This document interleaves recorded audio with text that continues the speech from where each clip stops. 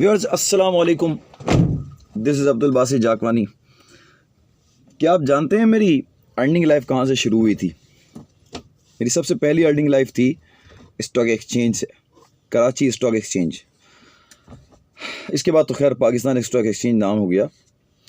वहाँ पर मैं कैट्स चलाता था, कैट्स ऑपरेटर था। क्लाइंट्स की जो बाइंग सेलिंग होती थी शेयर्स की, उस पर मैं काम करता था। लेकिन उसमें मैंने कई ऐसे शेयर होल्डर को देखा था, कई ऐसे इन्वेस्टर को देखा था कि at the end of month and at the end of year उनकी इन्वेस्टमेंट कम ही होती थी। जो वो कैपिटल लाए होते थे वो कैपिटल 10% 20% तकरीबन कम हो जाता था। अच्छा, ये प्रैक्टिस मैंने जब मैं फिर रियल इस्टेट मैंने ज्वाइन किया तो यही प्रैक्टिस मैंने रियल इस्टेट में भी कई लोगों के साथ देखा, कई इन्वेस्टर्स के साथ देखा कि उनके साथ भी यही प्रैक्टिस थी। इसके कई रीज़न्स थे, कई रीज़न है इसके। वो रीज़न मैं आपके साथ आज डिस्कस करूँगा। पहले थोड़ी सी चाय पी लूँ। कुछ मैसेजेस मैं यहाँ पर आप लोगों को दूंगा। अगर आप नए इन्वेस्टर हैं DHA और DHA सिटी कराची में, या आप प्रॉपर्टी होल्डर हैं, DHA और DHA सिटी कराची की आज से 5 साल पहले मार्केट इस तरह की नहीं थी जो आज है। आज बहुत सारे रिसोर्सेज हैं, आपको रेट्स पता करने होते हैं, आपके पास फिंगर टिप पे आप फ़ौरन रेट पता कर लेते हैं। बहुत सारे प्रॉपर्टी पोर्टल हैं, वहाँ से आप रियल एस्टेट एजेंट्स के नंबर निकालते हैं, वहाँ पर आपको आइडिया हो जाता है, वहाँ से आप रेट ले लेते हैं। उस रेट में भी फ्लक्चुएशन होती है, अप एंड डाउन होती है, बट अब वो बहुत कम रह गई। यानी अगर आपको किसी प्लॉट की असेसमेंट 5 करोड़ रुपए की मिल रही है तो वही असेसमेंट आपको कोई और 4.5 करोड़ रुपए की नहीं दे सकता, या वही असेसमेंट, वही प्लॉट की असेसमेंट 5.5 करोड़ रुपए की नहीं मिल सकती। इसी तरह DHA सिटी में अगर आप आ जाएं तो कोई अगर आपको प्लॉट की असेसमेंट 1 करोड़ रुपए की देता है और आप किसी और से पूछने जाते हैं तो वो 1 करोड़ 5 लाख की नहीं देगा, क्योंकि रेट्स बहुत फ्लैट हो चुके हैं। यहाँ पर बेईमानी और चीटिंग का काम जो है बहुत कम हो गया रेट देने में, ट्रांजेक्शन की बात नहीं कर रहा। अच्छा, अब होता क्या है, जो चीज़ें मैंने देखी हैं इस पूरे टाइम पीरियड में, मुझे रियल इस्टेट में तकरीबन 2.5 साल हुए, मैंने इस पूरे टाइम पीरियड में जितने लोगों को देखा है, जितने इन्वेस्टर्स को देखा है, उसमें मोस्टली इन्वेस्टर्स ऐसे हैं जो डिस्टर्ब रहते हैं, प्रॉपर्टी लेने के बाद डिस्टर्ब रहते हैं। और बहुत से ऐसे इन्वेस्टर देखे हैं कि जो शॉर्ट टर्म में इन्वेस्टमेंट करते हैं तो वो डेली मार्केट को वॉच करते हैं, डेली रियल इस्टेट एजेंट से फ़ोन पे लगे हुए होते हैं। अच्छा, बहुत सारे ऐसे सेलर देखे हैं जिनको अलॉटमेंट हुई थी प्रॉपर्टी DHA सिटी में और डिफेंस में तकरीबन 10 साल पहले उन्होंने बाइंग की थी। आज भी वो बेच नहीं सके प्रॉपर्टी, आज भी रेट पूछते हैं, बेच नहीं सकते। बहुत अच्छी ज़बरदस्त तेज़ी आई थी 2016 में, तो 2016 से अगर कंपैरेटिवली अगर हम आज रेट कंपेयर करते हैं तो आज भी रेट जो है वो कम है। 2016 में रेट उससे ज़्यादा थे, जबकि कैलकुलेशन क्या होती है कि एनुअली आपके जो ईयरली देखें तो रेट्स आपके प्रॉपर्टी में हमेशा बढ़ते हैं। लेकिन DHA सिटी कराची में 2020 एंड हो गया, ऐसा नहीं हुआ। इसकी वजह, सबसे बड़ी वजह ये है कि जब 2016 में मार्केटें चलती थी, इस वक्त बाइंग होती थी, तो बायर अपनी ब्लैक मनी से प्रॉपर्टी बाय कर सकता था। उस वक्त कोई FBR की तरफ से रिस्ट्रिक्शंस नहीं थी, कोई खातिर ख्वाह रिस्ट्रिक्शन नहीं थी। गवर्नमेंट चेंज हुई, उसके बाद रिस्ट्रिक्शंस काफ़ी आ गई, उसके बाद बहुत सारी बाइंग रुक गई। अब उसके बाद जो जेन्युइन बाइंग आती गई वो ओवरसीज़ बायर की जो है ना वो बाइंग आती गई, तो इससे मार्केट थोड़ी थोड़ी ऊपर होती गई।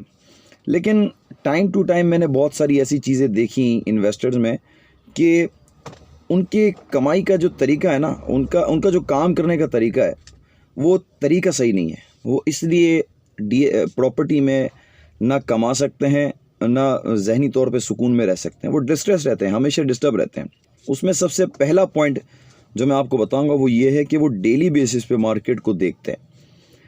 स्टॉक मार्केट में भी तकरीबन यही होता है। स्टॉक मार्केट डेली खुलती है सैटरडे और संडे के अलावा। वो मार्केट वॉच करते हैं, मार्केट अपने टाइम पे बंद हो जाती है, वो देखते हैं कि आज इतना रेट था, सुबह शाम में इतना रेट हो गया। अगर रेट गिर गया होता है तो वो अगले दिन पैनिक होकर अपने शेयर्स बेच देते हैं। DHA सिटी, DHA कराची में भी यही लोग गलती करते हैं। जो काम कराची में, पाकिस्तान में, स्पेशली कराची में जो हमारे यहाँ प्रॉपर्टी का काम होता है, पूरी दुनिया में कहीं ऐसा काम नहीं होता। लोग यहाँ पर एज अ ट्रेडिंग के मकसद से आते हैं, जल्दी खाने के मकसद से आते हैं। अगर आप एक निवाला भी खाते हैं ना और उसको आप सही से चबाते नहीं हैं तो वो पेट में जाके वो हज़म नहीं होता, बल्कि आपके मैदे को डिस्टर्ब करता है, आप पूरे पूरे दिन डिस्टर्ब रहते हैं। तो इसी तरह है, जब आप DHS सिटी या DHA में या कहीं भी प्रॉपर्टी में आप काम करते हैं, तो आप मार्केट को डेली वॉच ना करें। आपने अगर मार्केट को डेली वॉच किया तो आप प्रॉपर्टी में कभी भी नहीं कमा सकते, ये बात याद रखिएगा। डेली वॉच ना करें, बल्कि वीकली बेसिस पे एक असेसमेंट ले लें, अपने ब्रोकर से, अपने कंसल्टेंट से असेसमेंट ले लें। जैसे मेरे कई ऐसे क्लाइंट हैं, बल्कि कई ऐसे भी हैं जिन्होंने मुझसे कांटेक्ट किया, मेरी डील नहीं हुई, लेकिन मैं वीकली बेसिस पे इनको असेसमेंट के मैसेज करता हूं कि सर ये असेसमेंट है। वो इसलिए नहीं कि उनको मेंटली तौर पे डिस्टर्ब करूं या वो इस प्रेशर में आके प्रॉपर्टी सेल कर लें या अच्छी न्यूज़ की वजह से प्रॉपर्टी की बाइंग कर लें, इसलिए नहीं। वो इसलिए देता हूँ कि वो हर बार रिकॉर्ड में उनके रहे कि पूरे साल 365 दिन जो गुजरे, जितने वीक्स इसमें आए, तो वीकली बेस पे एक चार्ट बनाए कि पूरे साल में मार्केट की मूवमेंट किस तरह हुई, वीकली बेसिस पे मार्केट किस तरह अप गई, किस तरह डाउन गई। क्योंकि अब प्रॉपर्टी की बाइंग सेलिंग पूरी कैलकुलेटेड होती है, पूरी कैलकुलेशन करके आपको प्रॉपर्टी की बाइंग करनी पड़ती है, प्रॉपर्टी की सेलिंग करनी पड़ती है। अब वक्त बहुत चेंज हो गया, अब डिफरेंट वे में हम जा रहे हैं। पहले प्रॉपर्टी डिफरेंट वे में चलती थी, बिल्कुल प्रैक्टिस अलग थी मार्केट की, अब थोड़ी सी डिफरेंट प्रैक्टिस है।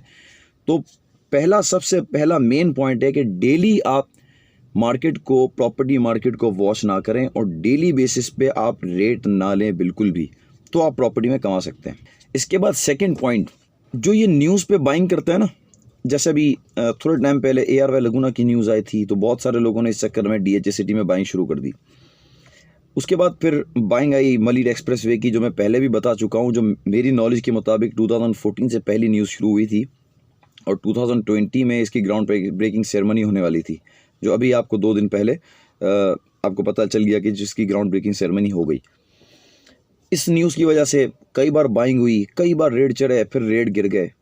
हुआ ये कि ब्रोकर्स ने नीचे रेट पर बाइंग शुरू कर दी, जब ऊपर रेट आया, जब 1-2 लाख रुपए बढ़े इस मार्केट में, इस बार भी मार्केट में ऐसा हुआ कि कई सेलर थे जो सेल करना चाह रहे थे, उन्होंने कहा अरे मलीर एक्सप्रेसवे तो तैयार हो गया, मलीर एक्सप्रेसवे तो तैयार हो गया। अरे सर, अभी ग्राउंड ब्रेकिंग सेरेमनी हुई है। लियारी एक्सप्रेसवे जब कराची में बना तो 2 साल का प्रोजेक्ट था और 11 साल में तैयार हुआ। ये नहीं पता कि अब ये मलीर एक्सप्रेसवे कितने टाइम में तैयार होता है, 2 साल 3 साल का इसका टाइम है और कितने टाइम में तैयार होता है। मैंने तो, जितनी मेरी एज है, मैंने कभी भी यहाँ पर कोई काम टाइम पे होते हुए, ख़त्म होते हुए नहीं देखा। मैं एक्सपेक्ट करता हूँ, उम्मीद करता हूँ कि इस बार सिंध गवर्नमेंट अपने पूरे टाइम के मुताबिक ये प्रोजेक्ट को कंप्लीट करे, लेकिन मैंने कभी ऐसा देखा नहीं। अब इस न्यूज़ पे 2-3 लाख रुपए मार्केट में बढ़े। इस न्यूज़ पे लोगों ने कई लोगों ने बाइंग की, यानी कई लोग, मैं आपको परसेंटेज ये बताता हूँ कि शायद कोई 100 इन्वेस्टर होंगे जो बाइंग के लिए तैयार थे, उनमें से कुछ 5% लोगों ने बाइंग की। तो हुआ ये कि अब जो सेलर थे, अच्छा वो ब्रोकर जो जिनके पास प्लॉट थे, उन्होंने रोक दी सेलिंग, क्योंकि अब मार्केट के बढ़ने के चांस लग रहे थे। अब जब उन्होंने प्रॉपर्टी रोक दी तो सेलिंग जो प्रेशर था वो कम हो गया, लोगों ने रेट बढ़ा दिए, डिमांडिंग प्राइस बढ़ गई। अब जब डिमांडिंग प्राइस बढ़ी तो कई इन्वेस्टर का कहना था कि रेट्स तो बढ़ गए, अब तो प्रॉपर्टी यहाँ पर बेचना बनता ही नहीं है। सर, रेट, डिमांडिंग बढ़ी, रेट्स नहीं बढ़े, डिमांड बढ़ी। जहाँ ट्रांजिशन होती है वहाँ पर रेट बढ़ता है। अच्छा, अब जब ट्रांजिशन होती है ना, तो ये ट्रांजिशन अगर तो एंड यूज़र पे ट्रांजिशन हो तो वो ट्रांजिशन मैं समझता हूँ कि वो वैलिड ट्रांजिशन होती है, और वो ट्रांजिशन भी आगे जाके स्टेबिलिटी की तरफ जाना शुरू होती है। लेकिन यहाँ पर हुआ ये कि टोकन मनी पे बाइंग शुरू हो गई। अब क्या हुआ कि 2 दिन के बाद, जैसे आज जो मैं वीडियो बना रहा हूँ, सैटरडे है, मॉर्निंग में सुबह अपलोड करेंगे इंशाल्लाह, तो फिर क्या हुआ, फिर मार्केट वापस प्रेशर में आ गई, फिर सेलिंग आ गई, काफ़ी प्लॉट इस वक्त मार्केट में अवेलेबल हो गए। तो अब ये जो बाइंग, न्यूज़ पे बाइंग करते हैं, ये सबसे बड़ी गलती है। कभी भी तेज़ी में बाइंग नहीं करनी चाहिए, हमेशा मंदी में बाइंग करनी चाहिए। जब रेट नीचे हों उस वक्त बाइंग करनी चाहिए, ताकि आपको आपके मतलब की प्रॉपर्टी मिले तो आप बाइंग कर सकें। और कभी भी न्यूज़ पे जब मार्केट चले तो 1-2-3 लाख रुपए के डिफरेंस से ज़रूर अपनी प्रॉपर्टी सेल करें, तभी आप जीतेंगे, वरना आप हार जाएंगे। इसके बाद सेलिंग, जो पैनिक में सेलिंग करते हैं, मैंने कई लोगों को ऐसा देखा है कि मार्केट में अगर कोई ख़राब न्यूज़ आती है तो वो ये समझते हैं कि अब तो मार्केट कभी नहीं चलेगी। जब 2018 के मिड से मार्केट में सेलिंग ट्रेंड था, उस वक्त बायर नहीं थे मार्केट में। उसके बाद फिर कोविड की भी लहर आ गई। मैंने कई लोगों के मुंह से सुना था कि अब पाकिस्तान में प्रॉपर्टी कभी भी नहीं चलेगी। उसके बाद क्या हुआ, उसके बाद तो मार्केट बड़ी अच्छी हो गई, बहुत ज़्यादा बाइंग गई। उस वक्त मैं कई इन्वेस्टर को कहता था कि सर ये रेट आपको कभी नहीं मिलेंगे, अब अगर आप ये रेट पे बाइंग नहीं करते तो फिर आपको ये रेट नहीं मिलेंगे। लेकिन उस वक्त डिफरेंट मेंटालिटी थी लोगों की, लोग डिस्टर्ब थे, अजीब सी कैफियत थी। बेचने वाला कह रहा था 5 लाख नीचे बेच दो, लेने वाला लेने के मूड में ही नहीं था, अजीब सी कैफियत हो गई थी। तो कई लोग उस वक्त भी पैनिक में सेल कर रहे थे। अभी भी ऐसा होता है कि जब मार्केट में अजीब सी कैफियत होती है, 2-2, 3-3 लाख रुपए रेट नीचे होना शुरू हो जाते हैं डेली बेसिस पे, तो लोग पैनिक में आके अपनी प्रॉपर्टी सेल करते हैं। बाइंग और सेलिंग का एक डिफरेंट ट्रेंड हुआ है यहाँ पर। लोगों की डिफरेंट मेंटालिटी है, मशवरा नहीं करते लेकिन पैनिक में ज़रूर सेल करते हैं। यही चीज़ स्टॉक मार्केट में भी आज भी होती है। जब मैं स्टॉक में था तब भी यही होता था कि कई इन्वेस्टर पैनिक में अपने शेयर सेल करते थे और at the end of year उनका जो कैपिटल था जो वो स्टॉक मार्केट में लाए थे वो अल्टीमेटली माइनस में था। नेक्स्ट पॉइंट ये भी नोट कर लें कि जब भी आप बाइंग करें तो अपने बजट से एक्सीड ना करें। आपके पास जितना बजट है, आपने डिफेंस में प्रॉपर्टी लेनी है, इन्वेस्टमेंट करनी है, 5 करोड़ रुपए का आपका बजट है, तो आप 4.5 करोड़ रुपए की प्रॉपर्टी ढूंढें, 4.25 करोड़ रुपए की प्रॉपर्टी ढूंढें। आपके पास इन हैंड अमाउंट ज़रूर होना चाहिए। ऐसा नहीं है कि 5 करोड़ रुपए का आपका बजट है, आप 5.5 करोड़ रुपए की चीज़ ढूंढ रहे हैं और वहाँ डील कर रहे हैं, तो at the time of transfer आप डिस्टर्ब रहेंगे और वो फिर 50 लाख रुपए आप कहीं से लोन लेने जाएंगे, फिर लोन नहीं मिल रहा हो तो आपको बैंक से लोन लेना पड़ेगा, फिर उस पर आप सूद देंगे, इंटरेस्ट देंगे, वो एक अजीब सी कैफियत हो जाएगी। यहाँ पर भी यही होता है। मैंने ऐसे कई इन्वेस्टर देखे हैं जो अपने बजट से एक्सीड निकल जाते हैं, बहुत आगे निकल जाते हैं और बाइंग करने के लिए आते हैं। At the time of transfer उनके पास अमाउंट नहीं होता, तो कई बार ऐसा होता है कि वो डिस्टर्ब हो जाते हैं, उनको लोन लेना पड़ता है। इसके बाद एक और पॉइंट ये कि जब आपके पास एक अमाउंट इन हैंड ना हो तो अपनी प्रॉपर्टी के लिए कहीं भी कमिट ना करें। सपोज़ कि आपके पास एक अमाउंट आने वाला है 15 तारीख को, आपने कोई बाइंग की, टोकन दे दिया, आपने 10 लाख रुपए का टोकन दे दिया, 20 लाख रुपए का टोकन दे दिया।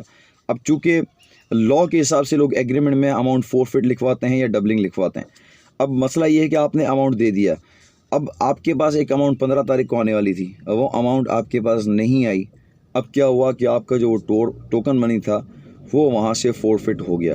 तो जो इनकम आप करना चाह रहे थे वो इनकम आपकी चली गई, बल्कि कुछ भी आपको नहीं बचा और आप जो है वो हार गए। तो कभी भी जब आपके पास इन्वेस्टमेंट ना हो तो किसी से कमिट ना करें, अपना टोकन मनी का अमाउंट भी ना लगाएं जब तक आपके पास इन हैंड अमाउंट नहीं होती। तो ये 5 पॉइंट आपसे डिस्कस करने का मकसद ये था कि अगर आप as a new investor market में इन होते हैं या आपके पास अगर पुरानी कोई प्रॉपर्टी पड़ी होती है तो आपको काम करने का क्या तरीका होना चाहिए। ये तरीका मैं आपको इसलिए बता रहा हूँ कि मैंने मैक्सिमम लोगों में यही चीज़ें देखी हैं और जिनका ये तरीका होता है वो अमूमन मैंने उनको लॉस करते हुए देखा है। जब आप प्रॉपर्टी की बाइंग करते हैं तो ट्रेडिंग ना करें। आपने लिया, 1 महीने के बाद सोचा मैं बेच दूंगा, इस मकसद से ना लें। मैं पहले भी आप लोगों को ये कह चुका हूँ कि जब भी प्रॉपर्टी बाइंग करें तो आपके पास मिनिमम 1 साल का होल्डिंग पीरियड होना चाहिए। जब 1 साल का होल्डिंग पीरियड होगा, इन बिटवीन टाइम जो आपको अगर अर्निंग होती है तो आप अपनी प्रॉपर्टी सेल कर सकते हैं। लेकिन आप इस तरह की ट्रांजेक्शन करेंगे आप खुद भी फंसेंगे और काम आपको हमेशा डिस्टर्ब ही रहेगा। डेली बेसिस पे मार्केट को वॉच करेंगे, बाइंग आप करेंगे न्यूज़ पर या पैनिक पे आप सेल करेंगे, अजीब सी कैफियत में पड़ते रहेंगे तो प्रॉपर्टी में आप कभी नहीं कमा सकेंगे। प्रॉपर्टी लें, भूल जाएं इसको, ज़मीन कहीं नहीं जाती, प्रॉपर्टी आपकी हमेशा बढ़ती है। आप प्रॉपर्टी लें, मशवरा करते हुए चलें। पहले भी मैं बता चुका हूँ, जब भी प्रॉपर्टी लें मशवरा करें, किसी भी एजेंट से काम करें। ज़रूरी नहीं है कि आप मुझसे काम करें, लेकिन एक सजेशन ज़रूर ले लें। चाहे बाइंग कर रहे हों, चाहे सेलिंग कर रहे हों, DHA या DHA सिटी कराची में जब बाइंग सेलिंग कर रहे हो तो एक सजेशन ले लें। मेरे साथ ट्रांजेक्शन ना करें, कोई इशू नहीं है, डजेंट मैटर। लेकिन मशवरा देने के लिए, बिकॉज आई एम एक रियल एस्टेट कंसल्टेंट, तो मैं आपको सजेशन मशवरा ज़रूर दूंगा कि किस तरीके से आप प्रॉपर्टी में काम करें कि जिससे आप अर्निंग कर सकें। यही मेरा मैसेज था आज का। मेरा कैमरा आज ख़राब हो गया था तो मुझे आज मोबाइल के कैमरे से अपनी वीडियो बनानी पड़ी। मिलते हैं इंशाल्लाह नेक्स्ट वीक एक ज़बरदस्त कंटेंट के साथ, एक नई वीडियो के साथ। जब तक अपना बहुत ख्याल रखिएगा, मेरे चैनल को सब्सक्राइब ज़रूर कीजिएगा। अल्लाह हाफ़िज़।